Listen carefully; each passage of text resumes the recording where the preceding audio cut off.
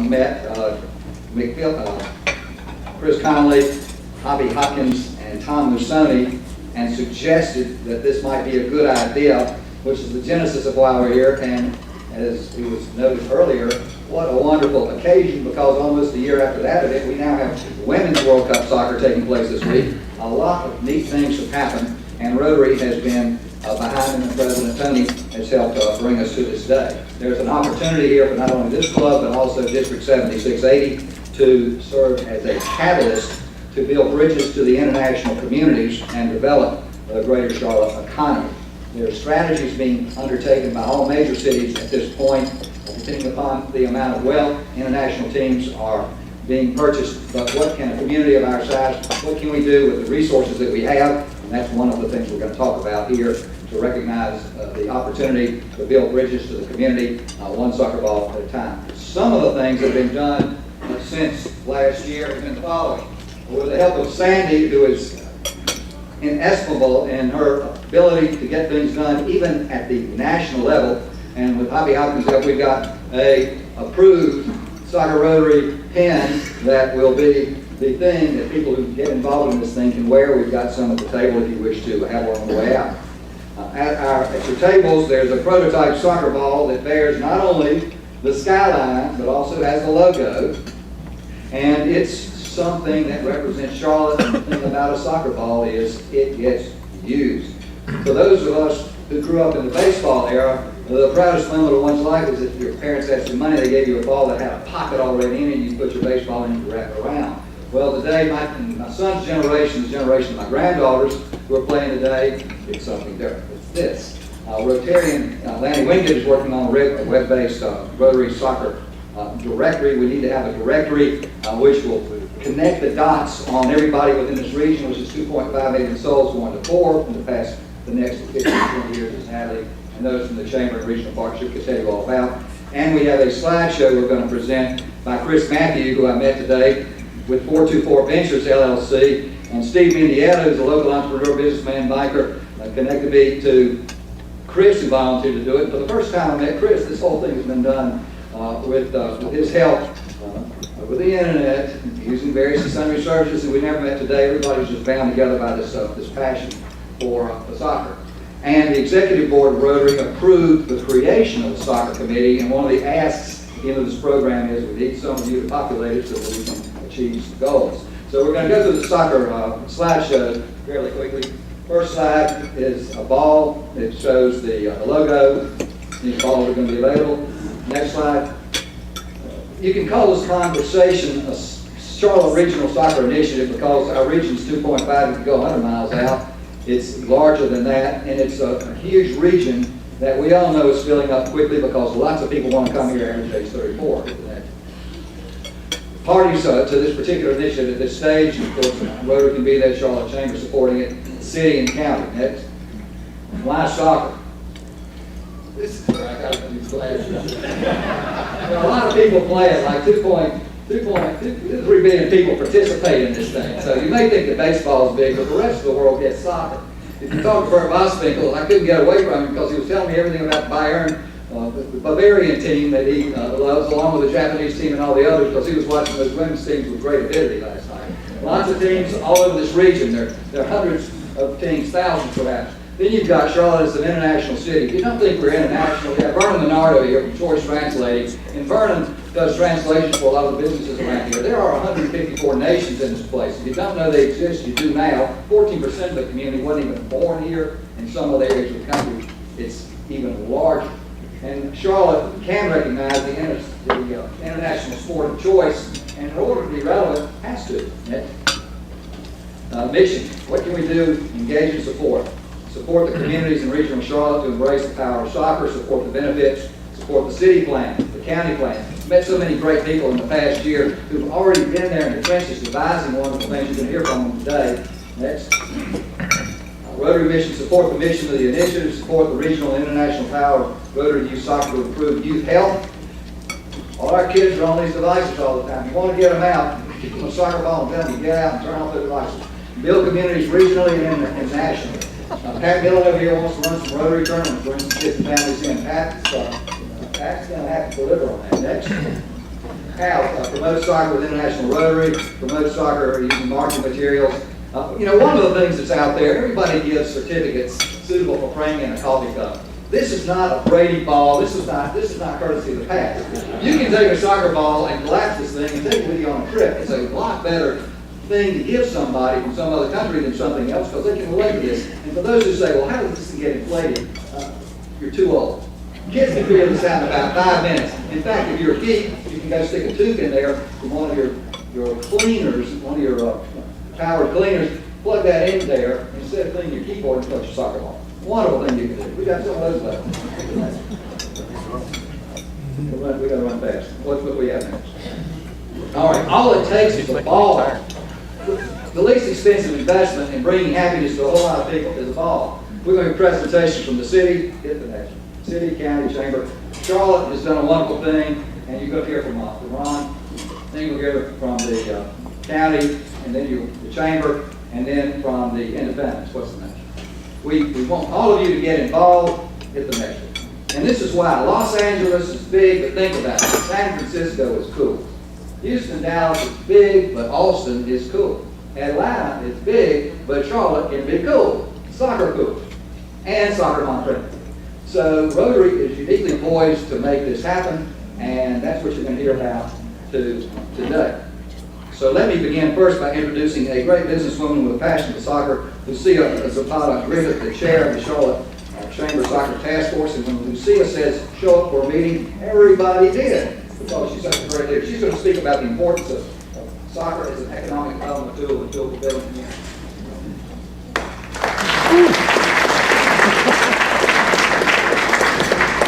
Good afternoon. First, I want to say thank you to Rotary, which I've admired since I was a teenager and saw the exchange of students going back and forth. I'm Peruvian and have friends that benefit from the exchange program that Rotary puts together. Great experience. If any of you can host one of those students that Chase talked about, do it. It's good not just for the student coming, but for you. You learn about their culture and exchange ideas, and who knows, they may become one day somebody talking about soccer in one of your Rotary meetings. But I'm here really representing a group. This is not an effort that I started, that I've done. This is a group. I'm the voice, and the one who sends me emails and calls. It makes sometimes it puts the time when we get together. But a lot has been done before. And praises to Ron Kimball, to Jim Gorgeous, to Dina Diorio, to everybody that has brought to this city games like Liverpool game last year, where if you were out downtown Charlotte, it was red everywhere. Liverpool fans were everywhere. It was a lot of fun. So I want to ask the members of the task force that are here today to stand, if you don't mind. We're a lot. I know that you're everywhere. Daniel, Steven, Vernon, Bill, Jamie, that is got together, and it all comes from the interest of business and the interest for fun. Charlotte has a lot of assets to offer. We have a cultural center, we have games, we have NFL, we have NBA, we have all sorts of attractions to Charlotte. But in talking about business, I'm originally from Peru, as I said before, and I came here in '85. In '88, there was a World Cup, and to watch the games, a few of us foreigners got together in houses, watched the games. 4 years later, a little more. Last year, we couldn't get a reservation anywhere to watch the games. Everything was packed to show the attraction of soccer to the international community. You see us more everywhere. You hear accents. If you're walking through the airport, there are going to be people from everywhere. And a long time ago, Mohammed and I were joking about, we love to watch soccer. This is about, years ago. Is it soccer? Who watches soccer? Well, all of you are touched by soccer somehow. Your children, your grandchildren, your neighbors, your employees, your clients. And as we become more global in business, the importance of connections beyond the spreadsheets and the presentations and the cold talk of business, it's important. So we realize that not just the Europeans, but the Latin Americans, South Americans, Asians, Australians, everywhere people talk soccer. If you go abroad and you do business, you have a business meeting, you go for dinner, you go for lunch, you go to watch a soccer game, or you're going to have to know a little bit about the local soccer team. There's a lot of passion behind soccer abroad. We don't talk all much, and so that's for us a connection. And in that light is that the Chamber of Commerce has been thinking always new things that will make Charlotte more relevant in the global stage, more relevant in the national stage, and more visible. We talk a lot about the convention we had some years ago, but the visuals of the game happened in Charlotte from Liverpool, or that happened in 2011 from CONCACAF, which CONCACAF is the group of the Americas that competes for spaces for the World Cup. Happening here brings us beyond just the local news and the local news. So we had a little bit of efforts last time CONCACAF was here and trying to promote within the international community. But in 2010, the chamber nominated to the board of directors a former soccer player, Danielle, who's here, who's talking more about soccer in the industry than I ever imagined, Danielle Araujo. And in the efforts of how do we help Charlotte grow?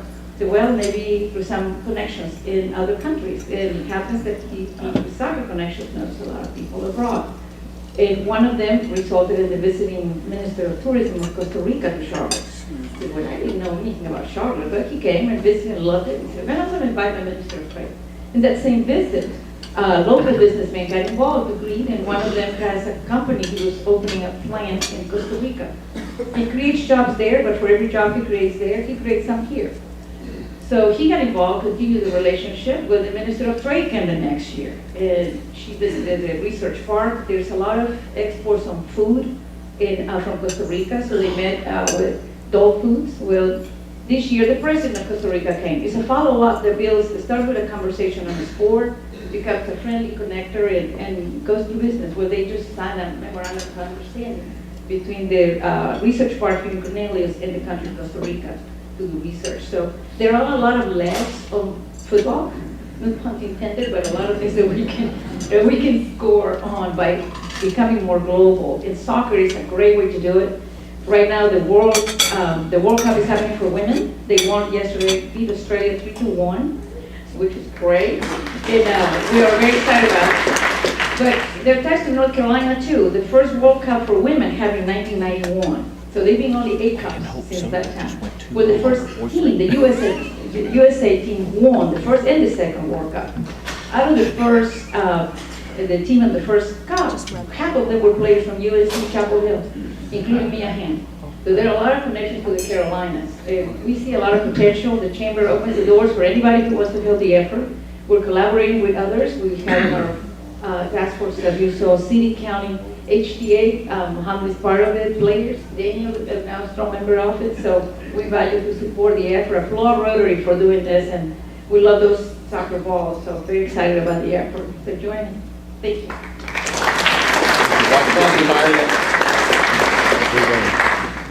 All life is but action and passion to not have participated. This came from a judge. All life is but action and passion to not have participated in the action and passion of the day. It's the risk being a judge not to have lived. You've got a lot of people here who have tremendous passion. My first exposure really to what was going on was reading the paper and seeing an article about what was happening with respect to Bank of America Stadium, and then figuring out, parsing out that one of the biggest fans who's been actually leading a lot of the efforts has been former president and deputy city manager Ron Kimball, and he's done wonders with being a steward of the public purse and getting us these dates and making these big events. So Ron, we are most grateful for what you've done and want to hear from you about some of the neat things that are planned real soon. Well, if you can't get energized behind Chase and Lucia, I don't know what's wrong with it. It's an honor and privilege to be on the same stage with the folks here today, because a lot of these folks are doing great work. Others in the room, Mohammed Genetian, Tom Murray, Bill McMillan, Daniel, just Jamie Rodway, who helped bring Liverpool here. There's a great combination of people with extreme talent, expertise, and we are really doing great things right now on the international scene.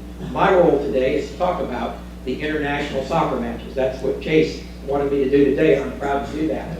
The rebirth of this in the last year or two was the Panthers Stadium deal, the Bank of America deal, because in that partnership transaction with the Carolina Panthers, they wanted money from city into the stadium for capital improvements, for maintenance, and for traffic control. And when we agreed to participate, we at least got tethering of the Panthers to Charlotte, and we also got 5 rent-free use days of Bank of America Stadium to use it for purposes that would generate economic return on that investment and other investments that we're making in Charlotte. And we were successful in getting the Felt Bowl to be rent-free day and 4 other days every year for the next 10 years to be used for special events, mega events, things that will bring economic return to the community. And as you know, Liverpool AC Milan was the first international soccer match. It was the first game to be played in newly renovated Bank of America Stadium because it was on August 2nd last year, and the Panthers didn't play their first exhibition game in the new stadium until 2 weeks later. So Liverpool AC Milan broke the ground, cut the ribbon on newly renovated Bank of America Stadium. If you would kind of run through some of the photographs that show what Lucia was talking about, the sea of red, the kinds of things that were going on, keep running, and the teams on the field. There were 69,400 fans that attended the Liverpool AC Milan game. So you get a flavor of what this is bringing to our community. The CRVA, Charlotte Regional Visitor Authority, did an economic impact on this game, and it was an $8.5 million direct spend, a $16 million direct and induced economic return on one game on a Saturday night for that weekend, Friday, Saturday, Sunday. These things bring fans from all over the country and all over the world to attend these friendlies, and we have no risk because they're promoters that bring the team. They put them in Bank of America Stadium under a contract, and it's a rent-free use day by the promoter, and that's what's broken the ice and allowed us to move forward with friendly international soccer matches there. So, what are we doing this year? You've read about it. July the 15th, it's a Wednesday night. There's a doubleheader with CONCACAF, the Americas title, and we have the Cuba playing Guatemala, I believe, in the first match, and we have the Mexican national team playing Trinidad and Tobago in the second game that night, and we expect to sell out the stadium for that particular game. Then 10 days later, on Saturday night, July 25th, we have Chelsea versus Paris Saint-Germain, again in Bank of America Stadium, and we intend to sell out Bank of America Stadium for that match as well. We're going to have 11 days of soccer, a window in between, a great opportunity to showcase soccer in this community, in this region. They love Bank of America Stadium. It's a grass field. It sets up nicely for a soccer pitch, and you have great viewing audiences and seats in that stadium. They really like to come here. So, what else are we doing?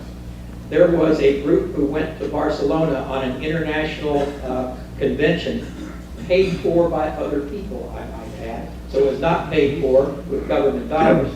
And on that trip to Barcelona, we attended the international convention, and then we met with the Barcelona football team, the football club. We are trying to get them to come here. They are coming to the States this year as part of the relevant sports touring of the friendlies in this country. We expect that we will have teams like Barcelona, Manchester United, Man City, Bayern Munich, Dortmund, Italian teams, French teams, teams from South America, teams from Mexico. That is our goal, to have at least 2 international soccer matches in Charlotte for the next many years within the 10-year window that we've negotiated with the Carolina Panthers. So, why is this really important? It's been touched on. This sport is international. It is big economic return, but it's an opportunity for Charlotte to broker conversations using sports as the entree, but allowing businesses that are in these other countries to connect with us when they come for these friendly matches, and to broker business to business at the same time that we're brokering sport to sport. So we have on our radar screen, with the Charlotte Chamber, with the Charlotte Regional Partnership, with the CRVA, with Center City Partners, with all the entities, to broker business connections and business contacts with our venturing in the soccer. Claire Fallon is here. Ed Griggs is here. They've been champions for this on the city council. I can say the same thing about Jim Gargis and the team that he's put together, and the county commissioners and Dina Diorio as well. So it is an honor and a privilege to stand here and at least talk about the international scene of soccer, and Chase is the man also bringing the energy to the table. Thank you.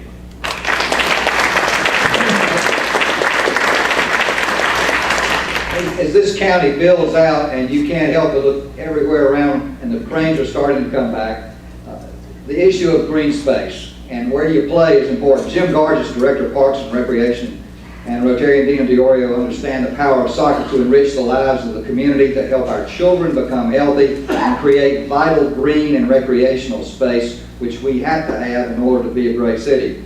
I learned that they've been thinking about this for years, and Jim's going to share some thoughts about some of the really exciting opportunities for Rotary, both here and at the district level, to get involved in realizing his vision. Jim. Thanks, Chase. We appreciate the opportunity to be here. One of the exciting projects that the county has underway is the Mecklenburg County Sportsplex down in Matthews. Many of you may have heard about that project. The first phase has been completed now for about a year, and it's just jammed solid. The second phase of that project, this is a $32 million soccer complex. It'll be the largest in the southeast, I think, when it's finished. Its second phase is underway. The road to get into the site for construction is complete. The contractor's on the site, and we'll have that project completed in about a year from now. So what I've been talking to Chase about doing is how can we open that facility with the Rotary with what I would call an international event there.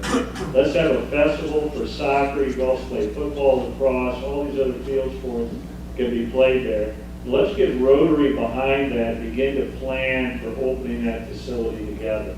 I think Chase was on it from the get-go. We've got a small team put together, and I would really hope that you jump on board. What we'd like to see is let's have a Friday night opening. We can do the typical ribbon cutting and thank all the elected folks. That's good, Claire. Got to do it. And but then after that we can have some fun, and we can get all the kids out there and all the families out there, and just have a blowout weekend to open that kind of facility. I think that's the vision that Chase has put before us, and I know we've got the energy in this room. We've got a great team in Park and Recreation in terms of how to build these kind of tournaments. We've got plenty of time to put this together. We've got a soccer task force. We can do this thing right. The other thing, as Chase mentioned, that we're trying to do is provide more facilities for people to play. We all know we've got to do something with Memorial Stadium. It's time to do that. We're working on it. We've got to bring that. We've got to make that a soccer home. Jim's been important in trying to bring soccer here. We've got to have facilities so folks can play.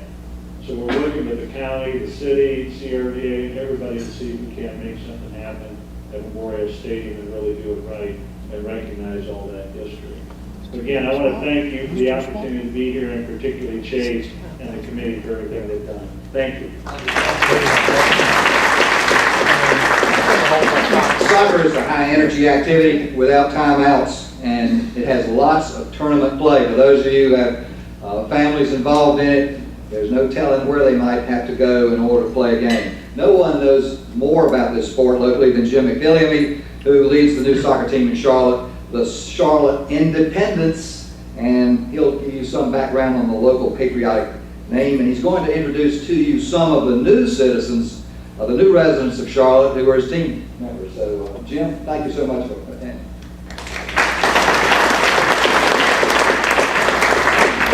Thanks, Chase. I definitely do not know more about soccer than probably 50% of the room. But a little story, just we moved here, my wife and I moved here with my son about 13 years ago. And we were moving down from New York City. I've always loved sports. And we came down and we're thinking about moving some of our money down here to Charlotte. We were coming down and we met with a financial planner, and the guy was, asked us sort of what our goals were. And I said, well, one of my goals is to own a pro sports team. And he sort of looked at us and was like, well, that's not really very realistic, is it? And so, I'm always sort of a screw you guy. I was like, well, definitely I'm doing that now.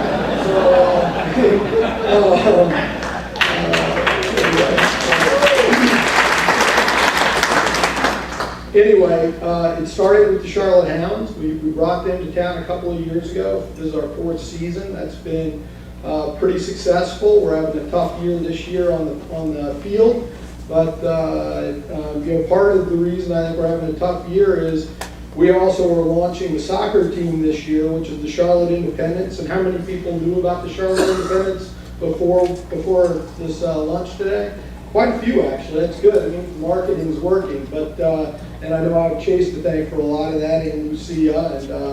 And but anyway, the vision with the Charlotte Independents is there's a blueprint that's out there. We're a USL team. We're a minor league team. We feed up to the Colorado Rapids is the parent club, which is the team out of Denver. And one day we want to be there shoulder to shoulder with the Rapids. We want to be an MLS team, a Major League Soccer team. Orlando's done it before us. Seattle's done it before us. Portland's done it before us. There's a number of teams that have followed this path where if you can prove that you do well at the lower level, then you basically have an opportunity to come to the table at the Major League Soccer level. And that's what we're trying to do. To bring Major League Soccer here to Charlotte would be a dream of mine, and then I could find that guy and tell him. But we're going to need everybody's support to do that. I have a couple of our players here today, Thomas Swarovski and Jorge Herrera.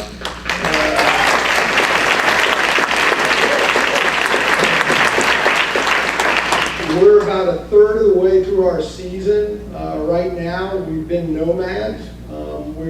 We played a few games up at UNCC, which was very nice of them to let us play up there. We played a couple games down at Winthrop, but we've been working with the county to build a temporary stadium down at Ramblewood Sports Complex. That should be completed for our home game on June 20th, which will be an important game for us. Should be an exciting game as well against Charleston. We play this weekend down at Winthrop, which will hopefully be our last game as Nomads. And the team's a very good team. That just from, I mean, it's a high level of soccer. If you go watch it, even international people that have been to see the games are like, wow, that's really a great product, and that's a testament to how hard these guys work. Today was a day off, but they generally work out 5-6 days a week, 3 hours a day. It's it's just like any other pro sports team. They come to the office and they work really hard to try to help us win games. So love to get everybody out there to a game, and it should be a fun journey at the very least. Thank you. Before I turn the rostrum over to Natalie, I'd like to make the following ask. If this looks like something you may be willing to commit some time to, a portion of your life in real hours, and want to get involved, please leave your email and name with Sandy, and think back about what Rotarian John Lasser did back some years ago when he created that golf portion, that golf tournament, which Bill Gill and some of the other gentlemen have been working on and still working on, which is a real great event for our local community of firemen, police, and other public officials. Think about that legacy, and what we're trying to do is start off something that can reach out to the international community, the underserved, as well as to the business community, to make Charlotte relevant in the global sport of soccer. So we need to have you sign up for the soccer committee. If you sign up, you will be contacted, you'll be receiving emails, and we'll set up a meeting to talk about how we might go forward in order to do some of these things, which you've heard we can do from Jim Gargis and other speakers.